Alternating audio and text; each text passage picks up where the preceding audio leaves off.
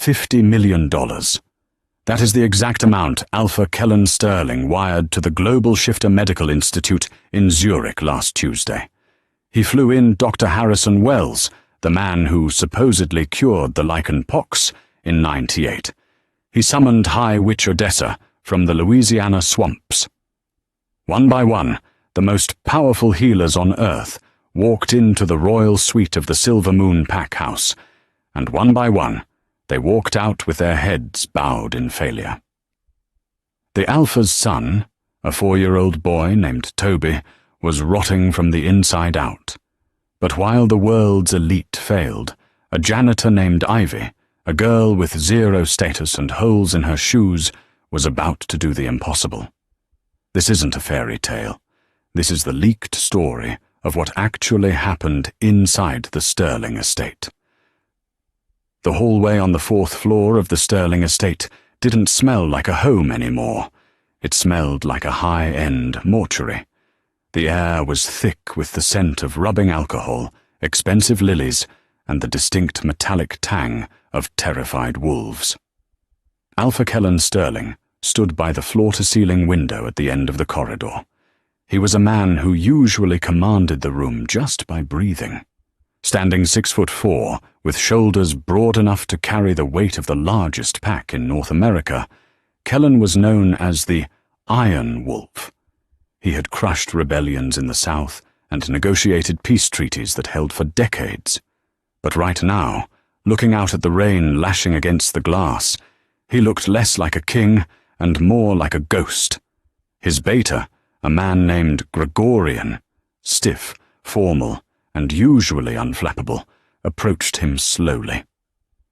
"Sir," Gregorian said, his voice dropping to a whisper. "Dr. Wells is leaving. He says there is nothing more his team can do. The necrosis has reached the marrow." Kellen didn't turn around. He pressed his forehead against the cold glass. "That makes 1,000, he murmured. His voice was a low growl, vibrating with a lethal mixture of grief and rage. 1,000 healers. 1,000 failures. Sir, perhaps we should call the council regarding the succession. If you speak of replacing my son while he still breathes, Gregorian, I will rip your throat out right here in this hallway," Kellen said. He turned then. His eyes, usually a piercing gold, were bloodshot and rimmed with dark circles. He hadn't slept in 6 days. Gregorian bowed his head, exposing his neck in submission. "Apologies, Alpha. I only meant, we are running out of time." They were. Inside the master suite, 4-year-old Toby was fading. It had started 3 weeks ago with a fever. Then came the black veins, spiderwebbing up his small arms. Now the boy, the future of the pack, was comatose, his breathing shallow and rattling. While the Alpha and his Beta discussed the end of a lineage, a small, frantic figure was trying to push a heavy cleaning cart past the security detail at the elevator. Ivy Green was invisible. That was her survival strategy. As an Omega with no family name, no wolf form that had manifested yet, and a debt inherited from her dead parents, she was the lowest of the low. She scrubbed the floors the Alpha walked on, and she washed the sheets the prestigious guests slept in. Today, she was assigned to the 4th floor, the death ward, as the staff whispered in the kitchen. "ID," the guard grunted, not even looking at her face. "Ivy Green, housekeeping. Night shift," she squeaked, holding up her laminated badge. The guard waved her through with a dismissive flick of his hand. "Don't look at the Alpha. Don't speak to the doctors. Just clean the vomit and the blood and stay out of the way." Ivy nodded, pushing the cart. The wheels squeaked, a sound that seemed deafening in the silent hallway. She didn't want to be here. The scent of the Alpha, even distressed and exhausted, was overwhelming. It was like standing next to a thunderstorm. But she needed this shift. Her landlord, Mr. Henderson, had threatened to evict her if she didn't come up with the rent by Friday. She kept her head down, counting the tiles as she walked. 1, 2, 3, crack. 1, 2, 3, crack. She reached the station outside Toby's room. The door was slightly ajar. Dr. Wells, a pompous man in a three-piece suit, was storming out, shouting at a nurse. "It is ancient magic, I tell you. It's not biological. My machines are useless against a curse." Wells threw his clipboard onto the nurse's station counter, missing it. The clipboard clattered to the floor, papers scattering everywhere. Ivy instinctively froze, then dropped to her knees to gather the papers. It was habit. Clean up the mess. Fix the mistake. As she reached for a chart, her hand brushed against the open doorframe of the sick room, and then she felt it. It wasn't a smell, and it wasn't a sound. It was a pull, a physical tug in the center of her chest, like a fishhook snagging her heart. A whimper echoed in her mind. Not an audible sound, but a psychic cry of pure distress. Cold. So cold. "Daddy?" Ivy gasped, dropping the papers. She looked into the room. The boy, Toby, looked tiny in the massive king-sized bed. He was pale, his skin translucent. But what Ivy saw wasn't just a sick child. She saw a black, oily smoke coiling around his chest. It looked like tar, pulsating and tightening like a snake. No one else seemed to see it. The nurse was crying in the corner. Dr. Wells was yelling at Gregorian. Kellen was still by the window, his back turned, his shoulders shaking with silent sobs. Ivy knew she should run. If she walked into that room, she could be executed for violating protocol. Omegas did not approach the royal family. Omegas did not enter the Alpha's private quarters without a direct order. But the pull was agonizing. It hurt her to see him in pain. Without thinking, Ivy stood up. She abandoned her cart. She stepped over the threshold. The air inside the room was freezing, despite the thermostat being set to 80 degrees. The black smoke around the boy hissed as she approached. "Hey there," Ivy whispered, her voice trembling. The room went silent. The nurse stopped crying. Dr. Wells stopped shouting. Kellen turned around slowly from the window. When he saw a ragged girl in an oversized grey uniform standing over his dying son, his face contorted into a mask of fury. "Who let her in?" Kellen roared. The sound shook the walls. "Get her out, now!" Two guards rushed forward, grabbing Ivy by her arms. "Wait!" Ivy screamed, her eyes locked on the boy. "It's choking him. Can't you see it? The shadow is choking him." "She's insane," Dr. Wells scoffed. "Get this trash out of here." The guards dragged her back. Ivy dug her heels into the expensive carpet. The connection to the boy was screaming now. If she left, he would die in the next 10 minutes. She knew it with a certainty that terrified her. "Let me touch him," Ivy begged, struggling against the guard's grip. "Please, just for a second, I can pull it off." Kellen marched across the room, his presence looming over her like a collapsing building. He grabbed her chin, forcing her to look at him. His eyes were swirling with gold and black, the sign of a wolf on the edge of losing control. "You have 5 seconds to explain why I shouldn't snap your neck for disturbing my son's final moments," Kellen hissed. "He's not dying of sickness," Ivy choked out, tears streaming down her face.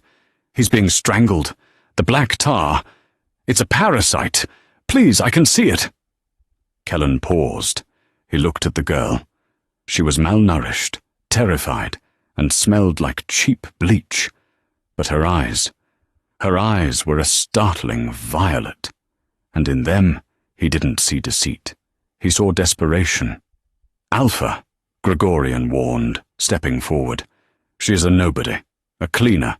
This is likely a ploy for money or attention." Kellen looked at his son. Toby gave a jagged, wet cough. The heart monitor began to beep erratically. Beep, beep, beep. "He's flatlining," the nurse screamed. Chaos erupted. Doctors rushed in with paddles. "Clear!"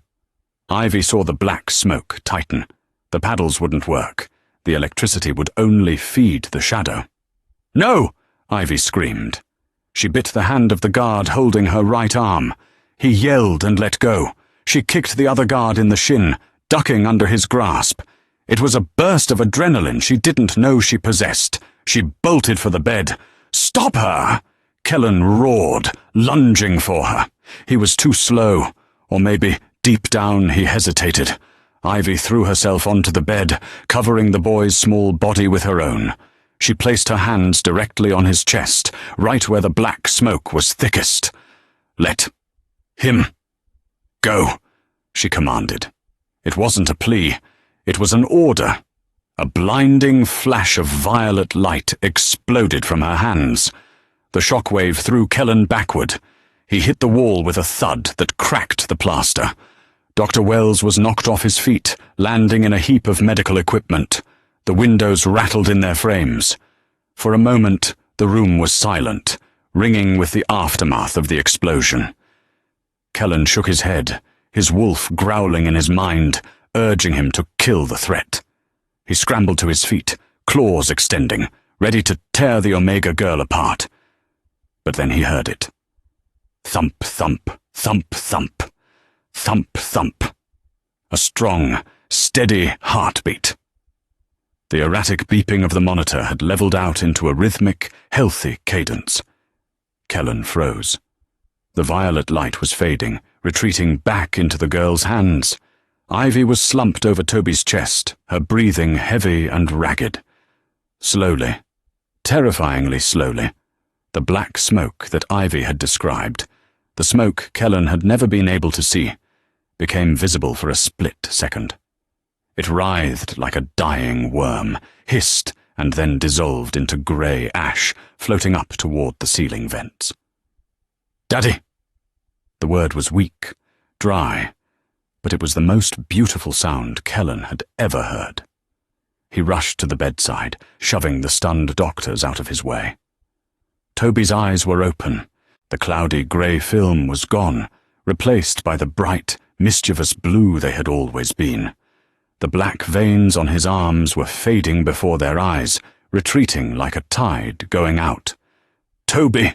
Kellen choked, falling to his knees beside the bed. He grabbed his son's hand. It was warm. The fever heat was gone. "Toby, look at me. Are you—" "Thirsty," Toby whispered. "Can I have juice?" Kellen let out a laugh that sounded like a sob. He buried his face in the mattress. "Yes. Yes, all the juice you want." The room remained in a state of stunned paralysis. The high heelers, the $50,000 an hour specialists, stared with their mouths open.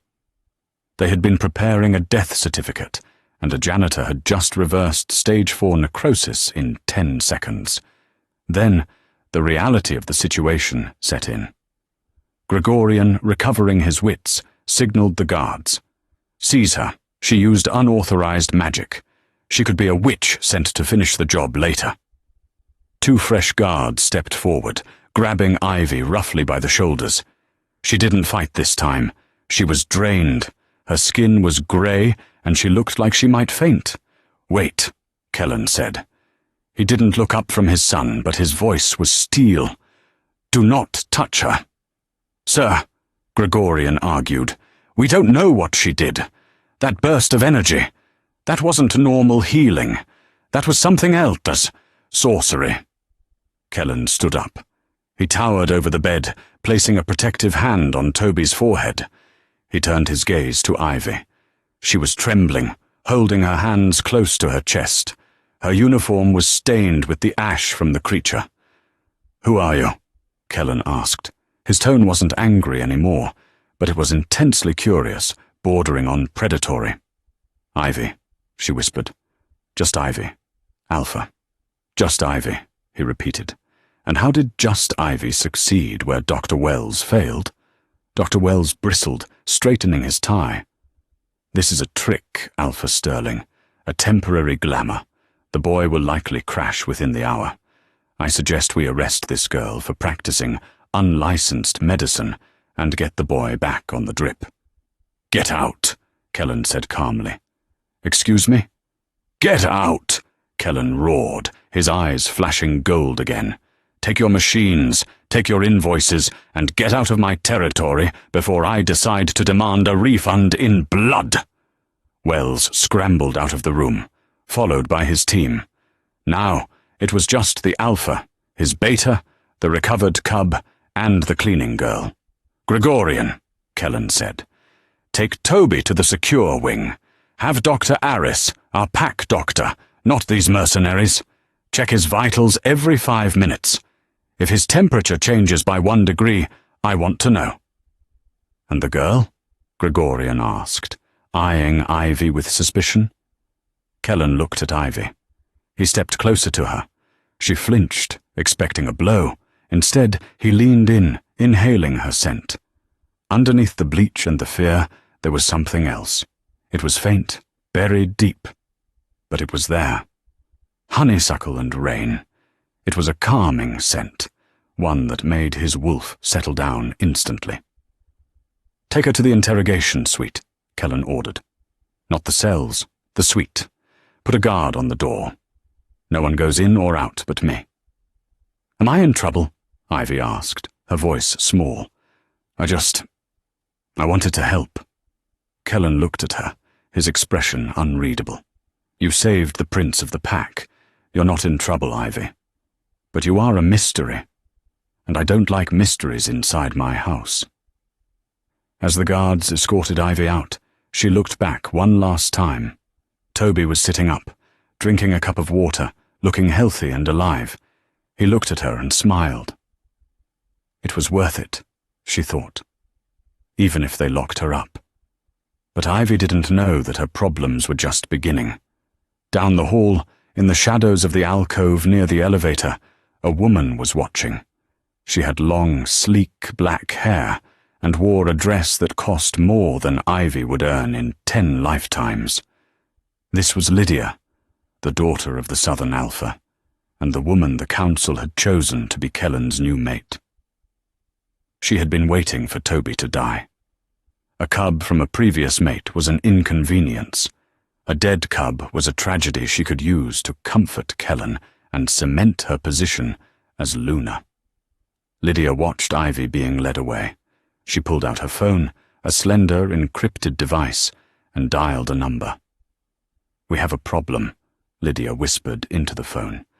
The brat is alive, and some gutter rat, Omega, just performed a miracle. I want everything on her. Who she is, where she came from, and who she owes money to. We need to crush this before Kellen starts asking the right questions. Ivy sat in the interrogation suite. It was nicer than her apartment. There was a leather couch, a mahogany table, and a pitcher of water, but the door was locked from the outside. She looked at her hands. They were still tingling.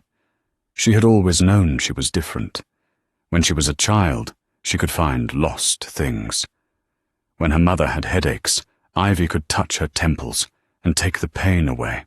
But she had never done anything like that. The explosion of light, the physical sensation of grabbing the smoke. She was scared.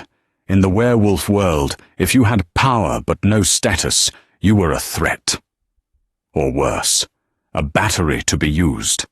The door clicked open. Ivy jumped up. It wasn't Kellen. It was a man she recognized from the tabloids. Tall, lean, with silver spectacles and a cruel smile. Councilman Thorne. He wasn't part of the Obsidian Shadow Pack, but he held power over all the packs in the region. Miss Green, Thorne said, closing the door softly behind him. He didn't smell like a wolf. He smelled like parchment and old blood. You've caused quite a stir. I saved him, Ivy said defensively. Yes, you did, Thorne agreed, walking around the table. Which is unfortunate. We had already prepared the funeral arrangements. It disrupts the political landscape to have the heir survive, especially when the Alpha is so unstable. Ivy's blood ran cold. You wanted him to die? Thorne laughed. We want stability, my dear. Kellen is weak with grief. A weak Alpha can be controlled. A relieved Alpha is dangerous. He placed a briefcase on the table and opened it. Inside were stacks of cash. "Here is $50,000, Thorne said. "Take it. Sign this confession saying you gave the boy a stimulant drug that mimics healing, but will eventually kill him, and then leave the territory forever." "What?" Ivy stared at him in horror. "No, he's really healed. I didn't drug him." "If you stay," Thorne said, his voice dropping to a menacing hiss, "Lydia will destroy you. She will plant evidence. She will say you poisoned the boy to cure him, to gain favor. You will be executed for witchcraft. This is your only way out. Take the money. Disappear." Ivy looked at the money. It was enough to pay off her debts, enough to start over. But then she remembered Toby's blue eyes, thirsty. "No," Ivy said, lifting her chin. "I won't lie. I saved him." Thorne sighed, closing the briefcase. "Pity. I always prefer the quiet way." He turned to the door. "Guard, the prisoner has confessed to poisoning the cub. She claims she has the antidote, but she's refusing to give it unless we pay her." "What?" "No," Ivy screamed. The door burst open. But it wasn't the guards. It was Kellen, and he had heard everything. The heavy oak door slammed shut behind Kellen, locking the three of them in a suffocating bubble of tension. Councilman Thorne, usually the picture of political arrogance, looked as if he had swallowed a stone. He took a half-step back, his hand instinctively going to his neck, a primal reaction to being in the room with an enraged Alpha. "Alpha Sterling," Thorne stammered, his heartbeat audible in the silence of the room. "I was just testing her. Standard protocol. We have to ensure she isn't a mercenary." Kellen didn't yell. He didn't growl. He moved with the terrifying, fluid grace of a predator stalking prey. He walked past Ivy, placing himself directly between her and the councilman. The symbolism was clear. "She is mine. You are the threat." "You offered her $50,000 to lie," Kellen said softly. His voice was like grinding gravel. "You tried to frame an innocent girl for the murder of my son, a murder that didn't happen because of her." "It was a stress test," Thorne insisted, though sweat was now beading on his forehead. "We need to know if she can be bought. If she had taken the money, we would have known she was a fraud." Kellen laughed. It was a cold, humorless sound. "And when you told the guards she confessed, was that a test too, Thorne? Or was that an execution order?" Kellen lunged. It happened so fast, Ivy barely saw it. 1 second Kellen was standing 5 feet away. The next, he had Thorne pinned against the wall, his forearm pressed against the councilman's windpipe. Thorne's feet dangled 6 inches off the floor. "I should rip your head off," Kellen whispered into Thorne's ear. "My wolf wants to paint this room with your blood. You conspired against the crown. That is treason." Thorne clawed at Kellen's arm, his face turning purple. "You can't. The council. Immunity." "The council isn't here," Kellen snarled. "And accidents happen in interrogation rooms every day." Ivy stood frozen by the table. She should be cheering. Thorne was a monster. But she felt that pull again, the empathic tug she had felt with Toby. She could feel Kellen's rage. It was a forest fire, consuming him. If he killed Thorne now, the political fallout would destroy the pack. The other Alphas would view him as a tyrant who murdered diplomats. "Alpha!" Ivy shouted. Kellen froze. His head snapped toward her, his eyes bleeding into full black, the wolf taking over. "Don't," Ivy said, her voice shaking but firm. "He's not worth it. If you kill him, you prove him right. You prove you're unstable." Kellen stared at her. The violet depth of her eyes seemed to pour water on his fire. The black in his eyes receded, returning to molten gold. He looked back at Thorne, disgusted. He dropped the councilman. Thorne collapsed to the floor, gasping for air, clutching his throat. "Get out," Kellen commanded. "You are banned from the Sterling estate. If I see you within 10 miles of my son again, diplomatic immunity won't save you. I will hunt you for sport." Thorne scrambled to his feet, straightening his glasses with trembling hands. He shot a look of pure venom at Ivy, a look that promised retribution, and fled the room. Kellen took a deep breath, adjusting his cuffs. He turned to Ivy. The terrifying monster vanished, replaced by a tired, confused man. "You rejected the money," he said. It wasn't a question.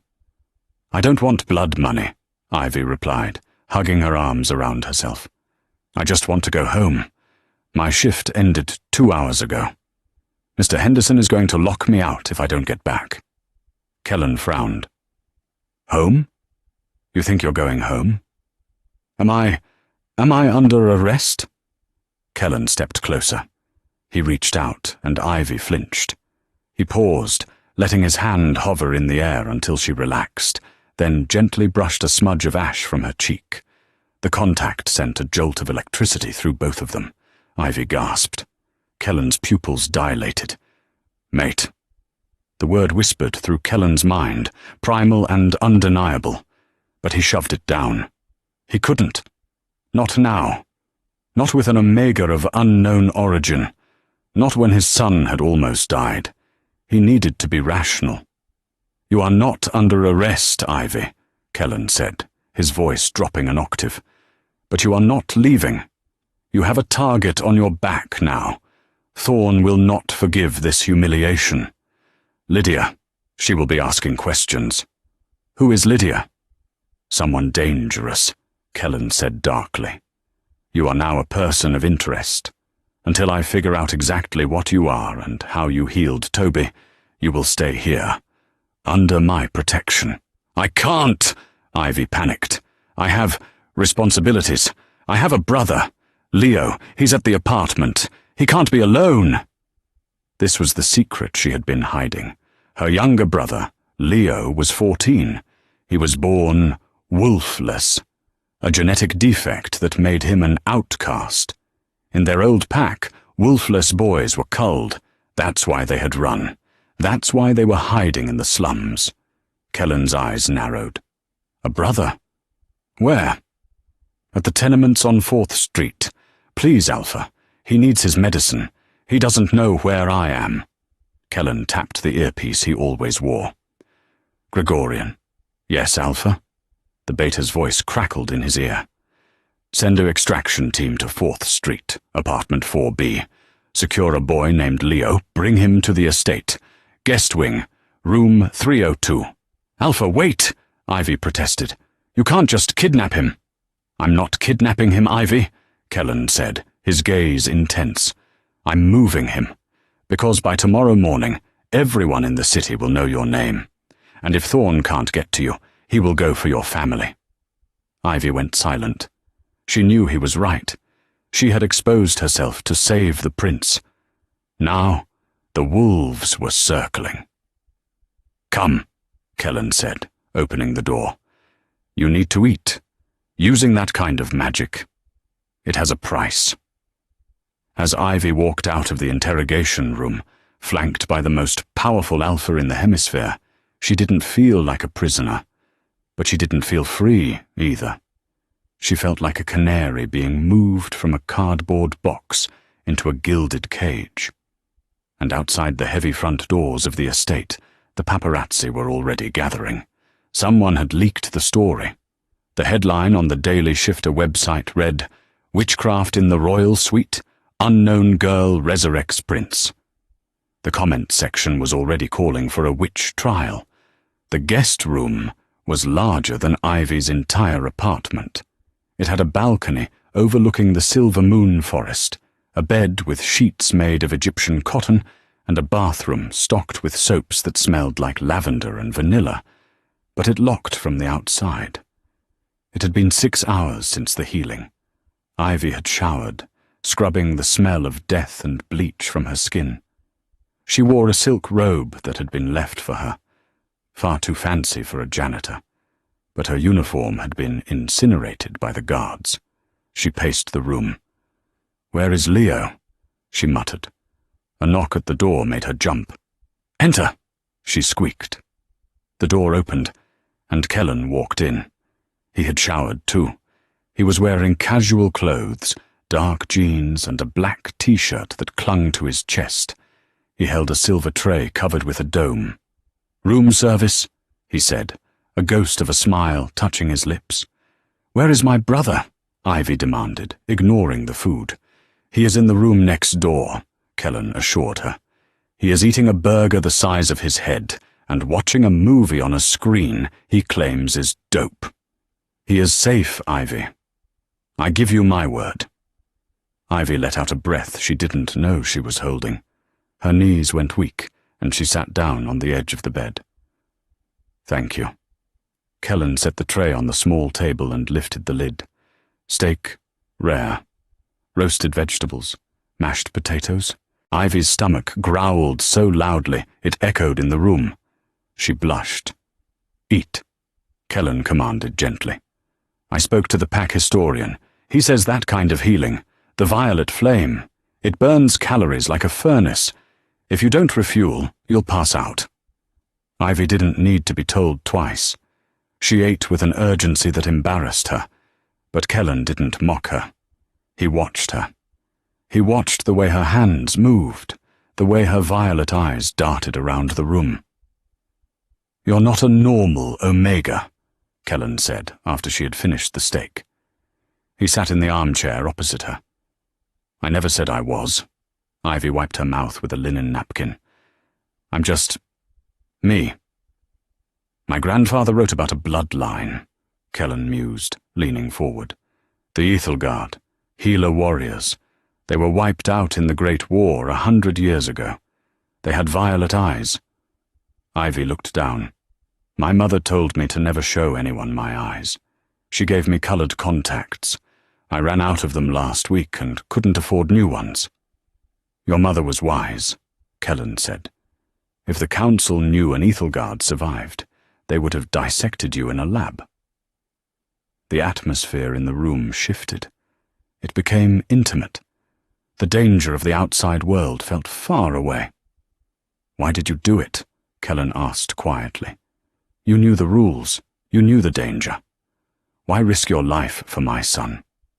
Ivy looked at him. "Because I felt him. It's hard to explain. When people hurt, I hurt.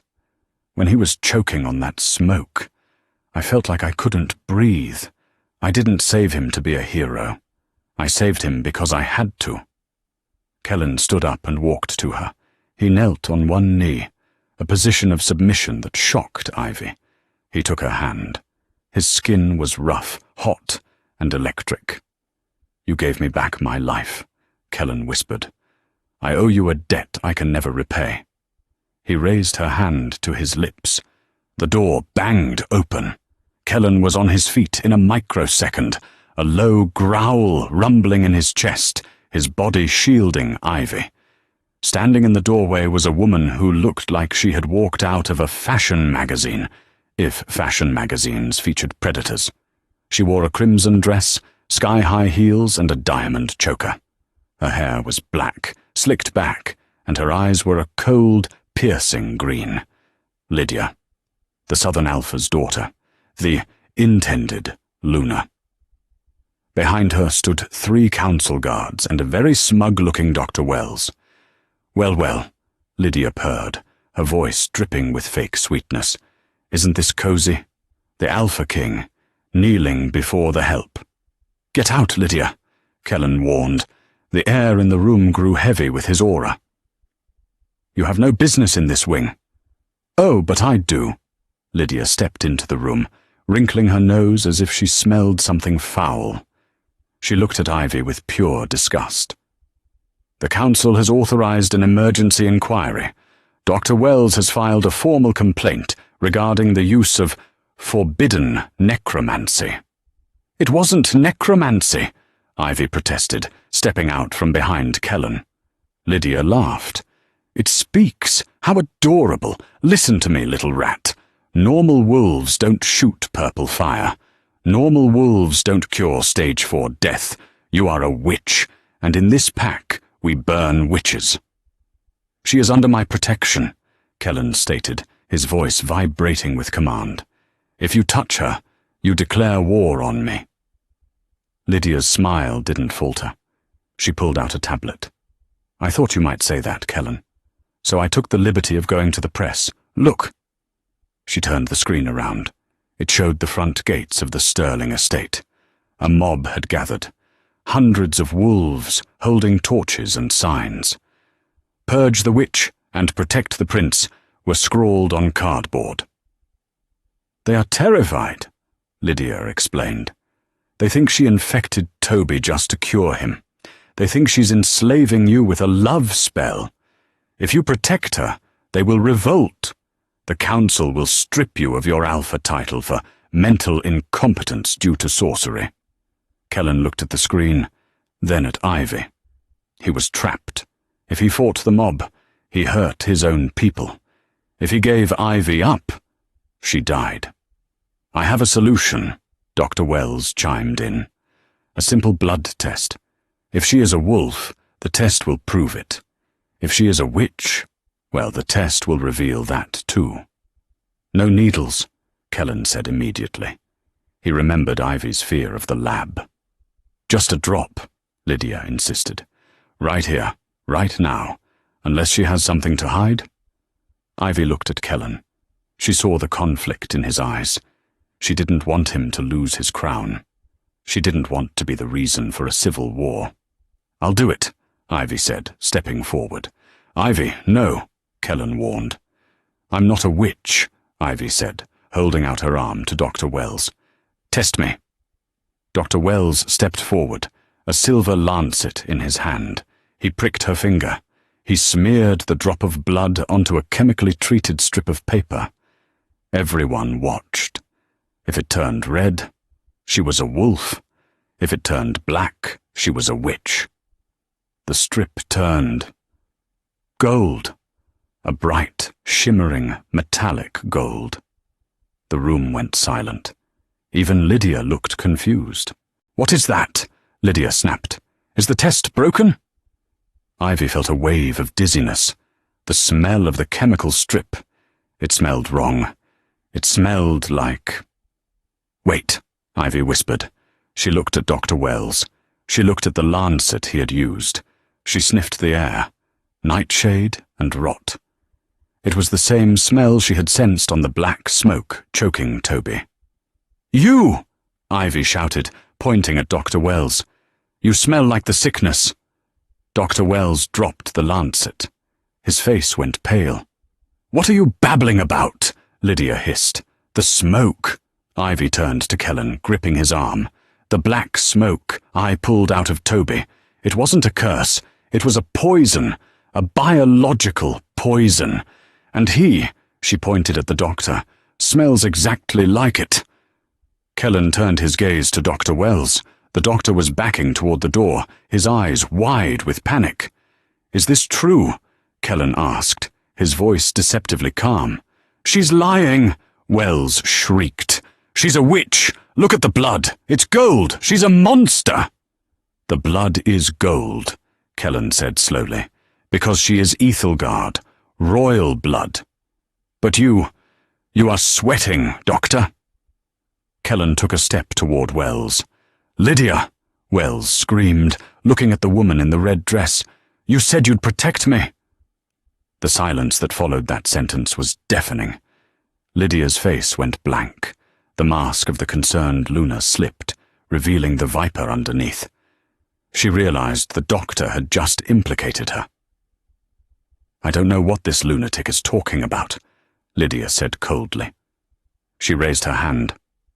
Suddenly, the window shattered. A canister smashed through the glass, landing in the center of the room. It hissed, spewing thick green gas. Wolfsbane! Kellen roared. Don't breathe it! He grabbed Ivy, covering her face with his shirt. But the gas filled the room instantly. It was military grade. Kellan fell to his knees, his wolf howling in agony as the poison hit his system. Lydia and the guards, apparently anticipating this, had pulled gas masks from their pockets. "You idiots," Lydia muttered to Wells. "Plan B it is." Two massive, masked mercenaries rappelled through the broken window. "Grab the girl," Lydia ordered, stepping over Kellan's convulsing body. "Kill the doctor. He talks too much. And leave the Alpha here. We'll tell the press the witch gassed him and escaped." "No." Kellan tried to shift, but his limbs wouldn't obey. He watched helplessly as the mercenaries grabbed Ivy. "Kellan!" Ivy screamed, reaching for him. One of the men hit her on the back of the head with the butt of a rifle. She went limp. "Sweet dreams, Alpha," Lydia sneered, looking down at Kellan. "Don't worry. I'll take good care of the pack." She turned and walked out the door, the mercenaries carrying Ivy's unconscious body behind her. Kellan lay on the floor, the world going dark.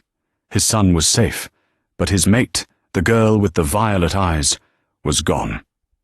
And for the first time in 10 years, the Iron Wolf felt true fear. Pain was the first thing Kellan felt. It wasn't the dull ache of a bruise or the sharp sting of a cut. It was a burning, liquid fire coursing through his veins. Wolfsbane didn't just hurt, it tried to divorce the man from the wolf, severing the spiritual tether that kept a shifter sane. He gasped, his body jerking upright. He wasn't on the floor of the guest room anymore. He was in a medical bed, restrained by heavy leather straps. The air smelled of antiseptic and fear. "Easy, Alpha. Easy." It was Gregorian. The beta looked terrible. His suit was rumpled, his tie missing, and he had a bandage wrapped around his head. "Let me out!" Kellan rasped. His throat felt like he had swallowed glass. "I can't do that, sir," Gregorian said, his voice thick with regret. "The Council has placed you on medical lockdown. They say the witch's gas attack caused psychotic breaks. They've declared you unfit to command." Kellan stopped struggling. The fog in his brain cleared instantly, replaced by a cold, calculating rage. "Lydia. She is currently holding a press conference in the Great Hall," Gregorian said, looking at the floor. "She is spinning a masterclass, sir. She claims she arrived just in time to save you from Ivy Green. She claims Ivy and Dr. Wells were conspiring to assassinate you and take the cub. And the pack believes her?" "The pack is scared," Gregorian replied. "They saw you convulsing.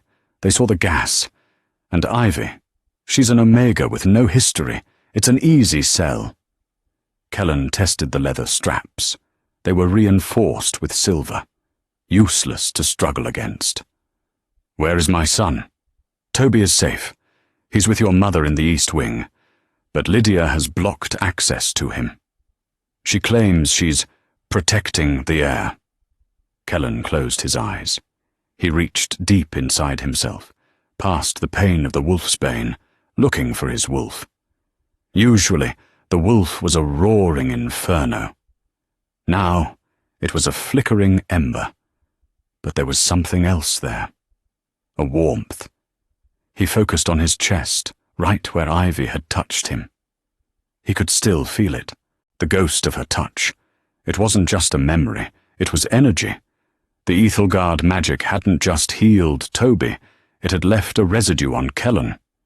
She isn't just a healer, Kellan realized. She's a battery. "Gregorian," Kellan whispered. "Come closer." The beta hesitated, then leaned in. "Sir, do you trust me?" "With my life, Alpha." "Then undo the left strap, just the left one." "Sir, if the Council Guard sees me, do it." Gregorian's fingers trembled, but he obeyed. He unbuckled the restraint on Kellan's left wrist. That was all Kellan needed. He didn't use strength. He used the residue of Ivy's energy. He channeled that foreign, violet warmth into his arm. His muscles swelled, ripping the sleeve of his hospital gown. With a roar that shattered the light bulbs overhead, Kellen ripped his right arm free, snapping the thick leather like wet paper. He sat up, tearing the sensors off his chest. "Alpha!" Gregorian stared, wide-eyed. "The wolfsbane. You should be paralyzed for days." "She left a part of herself with me," Kellen growled, standing up. The floor was cold, but he didn't care. "Where is she?" "We don't know," Gregorian admitted. "The mercenaries took her in a black van. No plates. But we have a lead." "What lead?" "The boy. Leo. Ivy's brother." Kellen froze. He had forgotten about the boy in the chaos. "Is he safe?" "Yes. When the gas hit, I managed to get him out the back service elevator before Lydia's goons secured the floor. I hid him in the garage." "Bring me to him." 10 minutes later, Kellen, now dressed in a tactical black suit Gregorian had stashed in his car, stood in the shadows of the underground parking garage.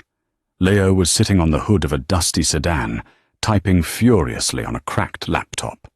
The kid was skinny, wearing a hoodie that was 3 sizes too big, and he was shaking, but his eyes were focused. "Where is my sister?" Leo asked, without looking up. He didn't seem intimidated by the 6'4" Alpha standing over him. "I lost her," Kellen admitted. "But I'm going to get her back. I need to know where they went." "You wolves are all stupid," Leo muttered. "You rely on your noses." "Oh, I smell vanilla. I smell fear." "You forget about digital footprints." Leo turned the laptop screen toward Kellen. "Ivy has a burner phone," Leo explained. "She thinks I don't know about it. She keeps it sewn into the lining of her work bag. Lydia's goons took the bag when they took her." "The phone is off," Kellen noted. "It can't be tracked." "The phone is off," Leo corrected. "But the SIM card is still pinging the towers. I wrote a script to triangulate the handshake signal. It's faint, but it's there." Kellen looked at the map on the screen. A blinking red dot was moving north, heading into the desolate mountain range known as the Dead Lands. It was territory that officially belonged to no pack. It was a lawless zone of old mines and abandoned factories. "That's the Iron Ridge mine," Gregorian said, peering over Kellen's shoulder. "It's been closed for 50 years. "Not closed," Kellen said, his eyes narrowing. "Repurposed."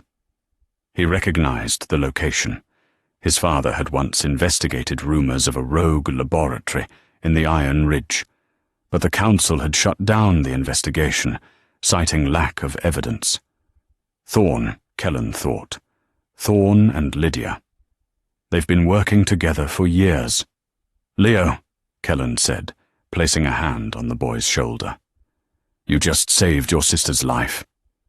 "Just bring her back," Leo whispered, his bravado cracking. Tears filled his eyes. "She's all I have." "I will burn the world down if I have to," Kellen vowed. He turned to Gregorian. "I can't take the pack guard. Half of them are loyal to the council, and the other half are confused. I need a strike team. A real strike team." Gregorian smiled, a grim, dangerous expression. "I made a call to the northern border. Your cousins, the Berserkers. They are 5 hours away." "We don't have 5 hours," Kellen said, checking his watch. "We have one. I'm going alone." "Suicide," Gregorian warned. "No," Kellen said, his eyes flashing gold. "Hunting." He walked to his private vehicle, a matte black armored SUV. He opened the trunk and pulled out a long, silver case. Inside was a compound bow and arrows tipped with obsidian. Kellen didn't just need to be a wolf tonight. He needed to be a killer. Ivy woke to the scent of rust and antiseptic. She was bound by heavy iron chains to a surgical chair in a tiled room that looked like a high-tech slaughterhouse. Along the walls, glass cages held emaciated wolves, tubes running from their arms, draining red fluid into collection jars. "Welcome to the future," Lydia's voice echoed. She stepped into the light, trading her gala dress for a pristine white lab coat. The extraction facility. We harvest wolf blood for the highest bidder. But you are the prize. Lydia picked up a syringe filled with shimmering gold liquid. Your blood doesn't just heal, Ivy. It amplifies. Dr. Wells isolated the Ethelgard strain. One injection of this, and I won't just be a Luna. I will be a goddess. I will kill Kellen, take the council, and rule forever. You're insane, Ivy rasped, pulling at her chains. I'm ambitious, Lydia corrected. She checked her watch. I have buyers waiting upstairs. Dr. Wells, prep her for the drainage machine. If she struggles, freeze her. Lydia marched out, the heavy blast doors sealing behind her. Dr. Wells stood trembling by the tray of instruments. He looked at the drainage tubes, then at the syringe of gold blood Lydia had left behind. Please, Ivy begged, shivering as the room's temperature plummeted. You don't have to do this. She's going to kill me anyway to tie up loose ends, Wells muttered, his eyes manic. He grabbed the syringe of gold blood. I can't save you, girl, but I can weaponize you. What? Ivy gasped. Take it back, Wells screamed, plunging the needle into Ivy's neck. Take your power back! He pushed the plunger. Liquid fire tore through Ivy's veins. It wasn't the gentle warmth of healing. It was the roar of an ancient bloodline waking up. Her back arched, bones cracking and reshaping with sickening speed. The iron chains hissed, glowing red from the heat radiating off her skin before shattering like glass. Ivy fell to the floor, writhing. Fur as white as starlight burst through her skin. She grew larger, much larger. When she stood, she wasn't a girl. She was a white wolf, 7 feet tall at the shoulder, with swirling gold markings and eyes like burning violet suns. The blast doors hissed open.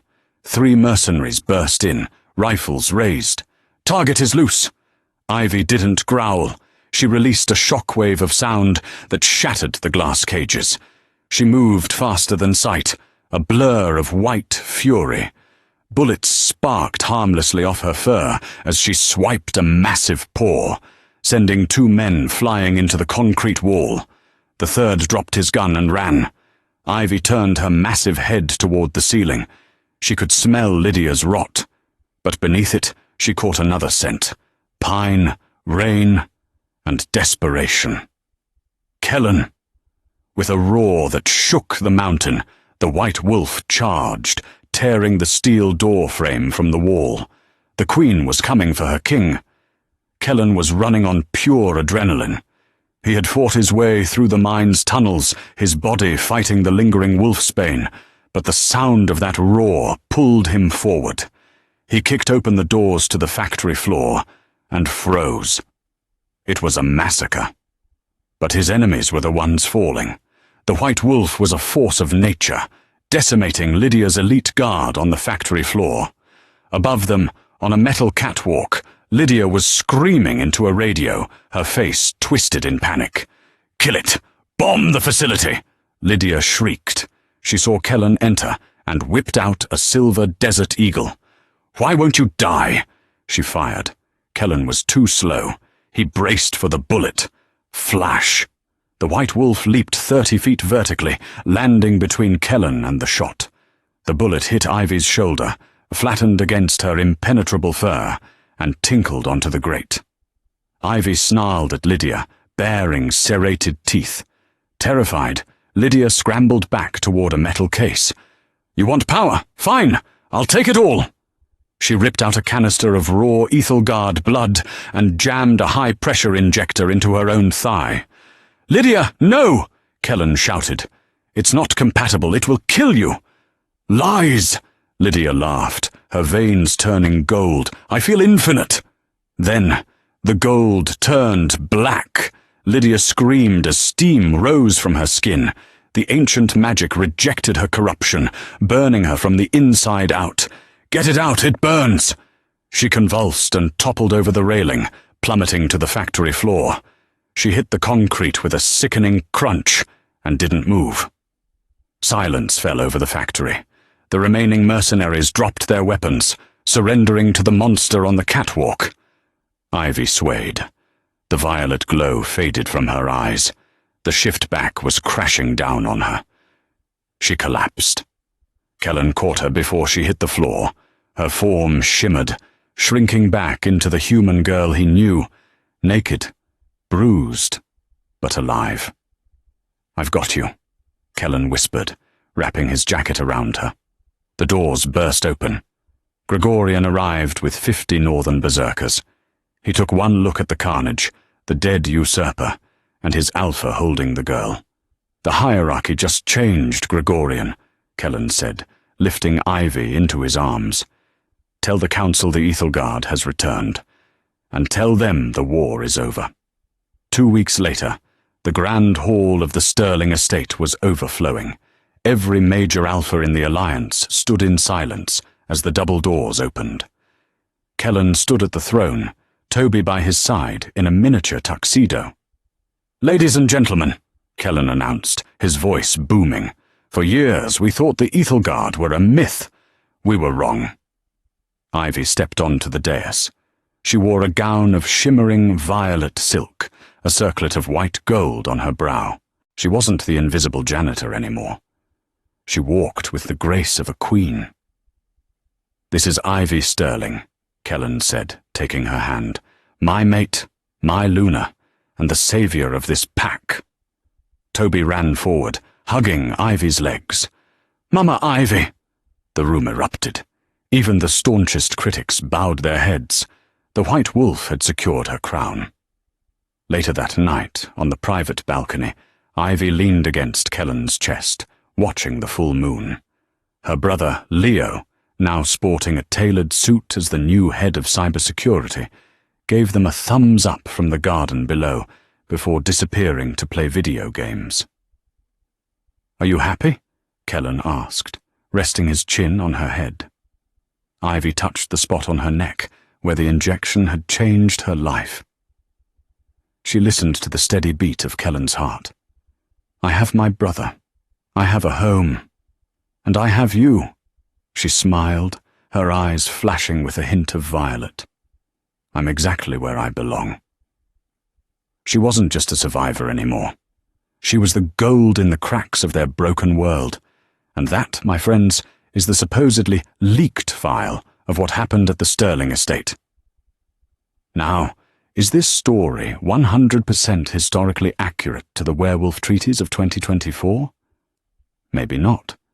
But the source who sent this to me, let's just call him Leo, swears that the White Wolf is real and watching over the pack right now. If you were Ivy, would you have saved the Alpha's son after they treated you like dirt? Or would you have taken the $50,000 and run? Let me know in the comments down below. I read every single one. If you enjoyed this twisty werewolf saga, smash that like button until it turns violet, and hit subscribe. Thanks for watching, stay wild, and I'll see you in the next one.